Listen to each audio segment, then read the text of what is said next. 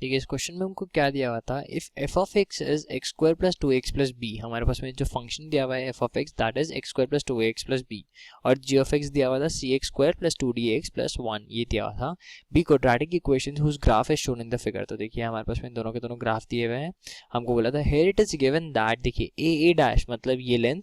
That is equals to B dash मतलब ये वाली लेंथ, और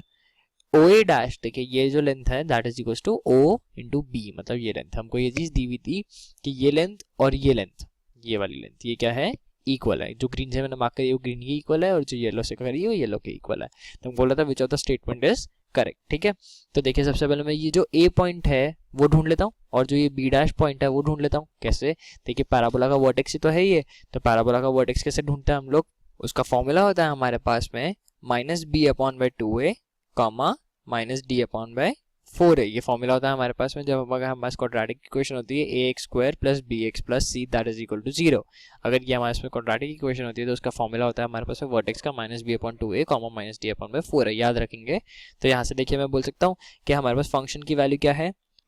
x square plus 2a X plus B, यही था हमारे पास में। तो इसका वर्टेक्स क्या आ जाएगा हमारे पास में, vertex will be minus b मतलब minus of 2a divided by 2 into a की वैल्यू यहाँ पे क्या है 1 है, ठीक है,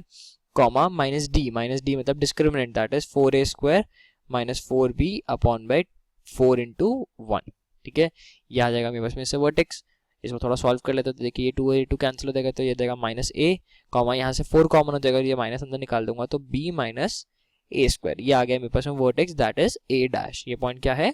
ए डैश है, ठीक है, ए डैश नहीं सॉरी ए होगा ये पॉइंट, हाँ ये जो पॉइंट है वो ए है, इसको ये करते हैं, ठीक है। नेक्स्ट पॉइंट, अब दूसरी इक्वेशन क्या दी हुई थी, g of x that is c x square plus 2dx plus 1 that ये थी। तो यहाँ से अब मैं डिस्क्रिमिनेंट ढूंढ लेता हूँ, that will be minus b मतलब minus 2d upon by 2a that is 2c comma discriminant that is 4d square minus of minus 4c divided by 4 into c, यही था हमारे पास में इक्वेशन। तो ये 2 और ये 2 कैंसिल, तो यहाँ से आ जाएगा मेरे पास में minus D by C comma minus अंदर मल्टीप्लाई कर देता हूँ तो c minus d square upon by c, ये आ गई हमारे पास में दूसरी equation that is b dash. A आ गई, बी डैश आ गया, ठीक है। तो मैं बोल सकता हूँ ए डैश भी मिल गया मेरे को, a dash will be minus a comma 0 because ये तो वर्टेक्स सिर्फ एक्स एक्सिस के ऊपर लाई कर रहा है, और बी आ जाएगा that will be minus D by C comma 0, ये चीज क्लियर हो गई,